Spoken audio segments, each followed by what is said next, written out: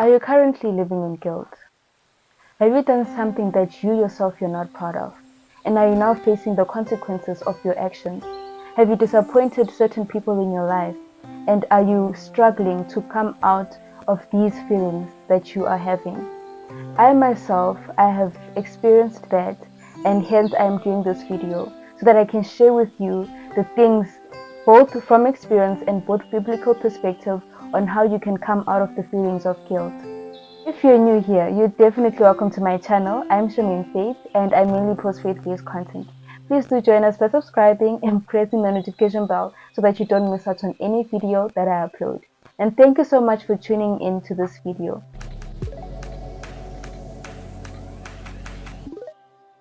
My time is now. I will just drink water just for control because I'm just hoping that, yeah, just for control, guys. It's water, by the way. So, oh.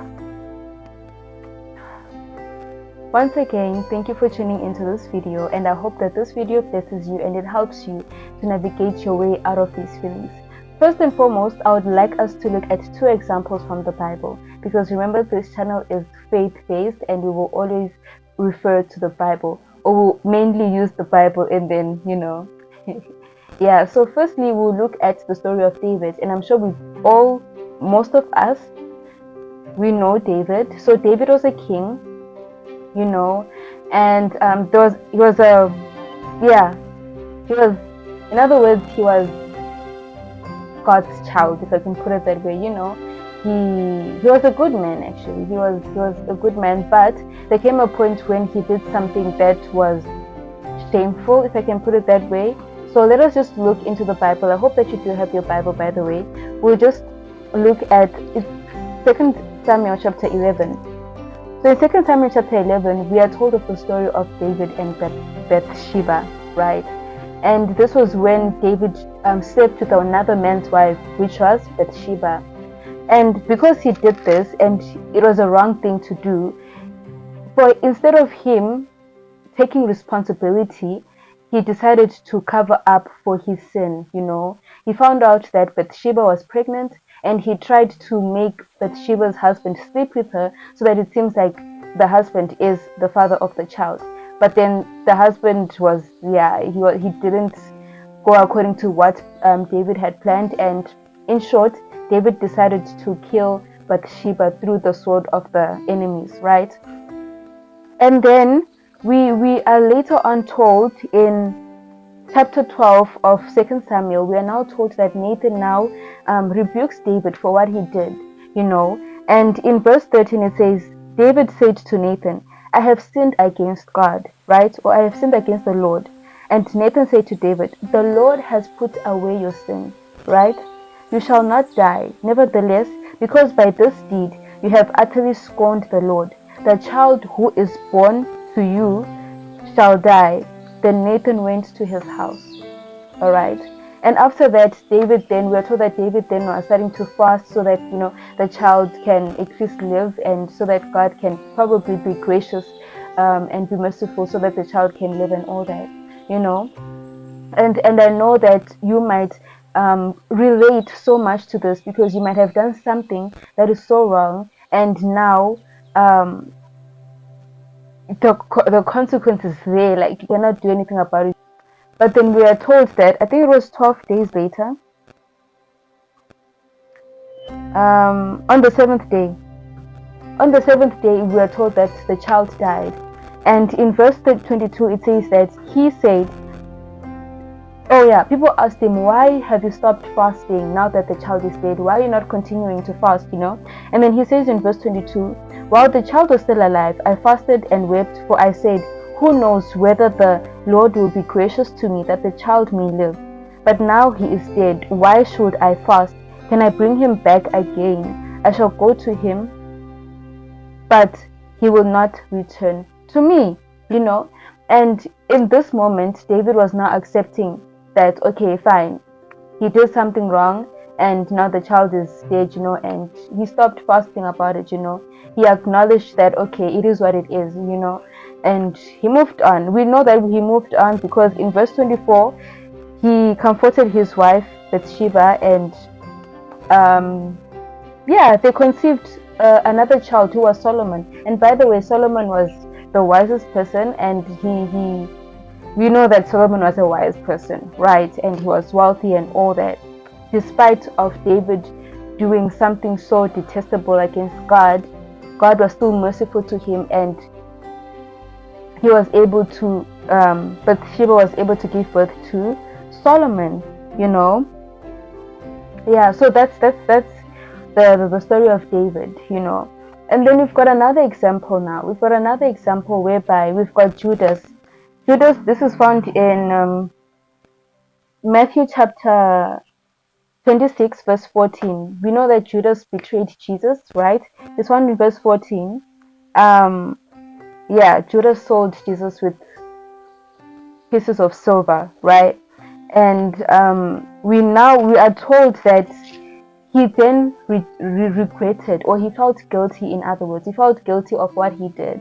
So Judas then says in verse 3 of Matthew chapter 26, it says that when Judas, his betrayer, saw that Jesus was condemned, he changed his mind and brought back the 30 pieces of silver to the chief priest and the elders, saying, I have sinned, right, by betraying innocent blood. They said, what is this? What is that to us? See it to yourself. And throwing down the pieces of silver into the temple, he departed and went and hanged himself.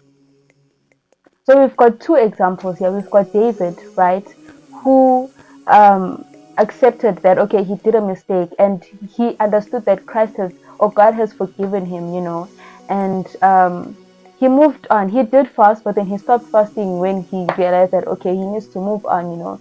And then we've got Judas, who could not move on, and he kept this guilt in himself, and he ended up hanging himself. So using these two examples, I also did some research both on the worldly, what Google or what Google says about how to come out of guilt, and also biblical perspectives as well. And when I compared these, I just realized that, what, Google's advices are mainly linked to what the Bible also tells us. So first and foremost, what you need to do, the first step that you need to do is you need to pray.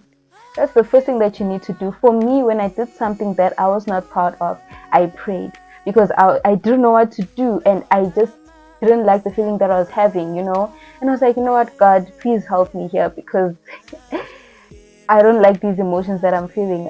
This emotion is just too much for me. Please help me. And I asked him to please give me the strength. I don't really remember what I prayed exactly, but I know that I did ask for peace as well. So one of the first things that you need to do is, acknowledge that you did wrong. All right, acknowledge that you did wrong, and then you ask for forgiveness from God. All right, and after you ask for forgiveness from God, you believe that He has forgiven you.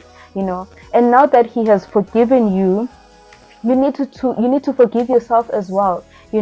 Christ has forgiven you. And now you don't want to forgive yourself. You need to learn how to forgive yourself as well. Sorry, mic check. Yeah, you need to forgive yourself as well. And then you need to realize that God's word, you need to realize that salvation is a gift. All right, yes, you did something wrong. Christ came for you.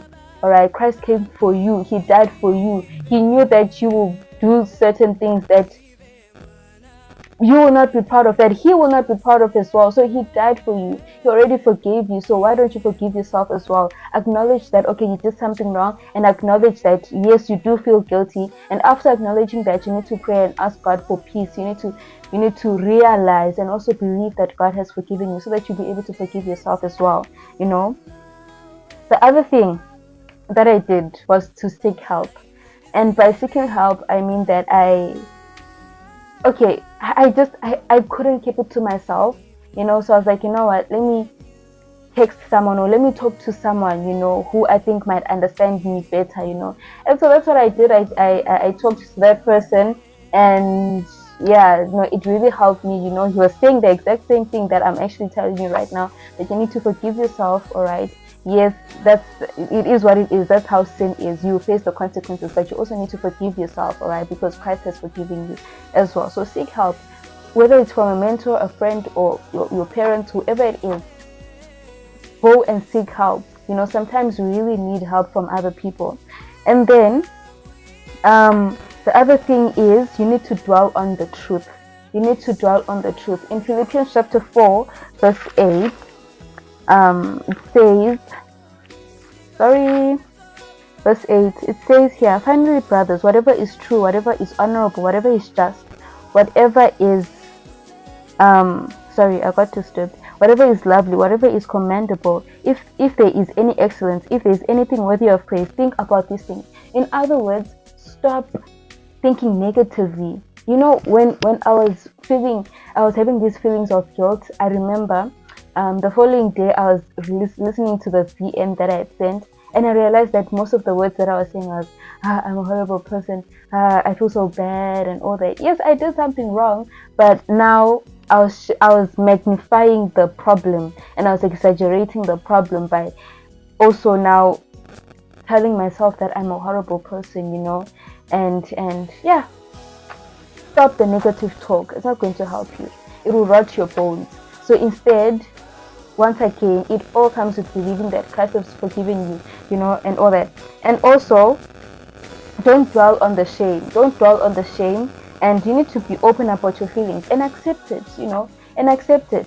And another thing, one thing about God, even if you do mistakes, God will definitely find a way to help you. God will definitely find a way to take you out of that situation. Perhaps you did something, perhaps maybe you, for the females, maybe you felt pregnant and now the child is there and you cannot, it's already here. I mean, that's it, but he or she is already here, all right? And you really can't do nothing much about it. But what you can do is to embrace and to accept that you did something wrong. And instead of being better about it, why not embrace it and believe that God will work things out for you? You know, just like David. Remember David? He did the mistake, but still God gave him a son, and this son was wise, you know. He's a well-known person now. We all know who Solomon is, you know. Don't dwell on the guilt, because once you dwell on the guilt, you end up being like Judas and you try to commit suicide, and then it won't work. So please, the main thing is ask for forgiveness, accept it, and forgive yourself, all right? And God will definitely make a way. He has already made a way. He's already made a way.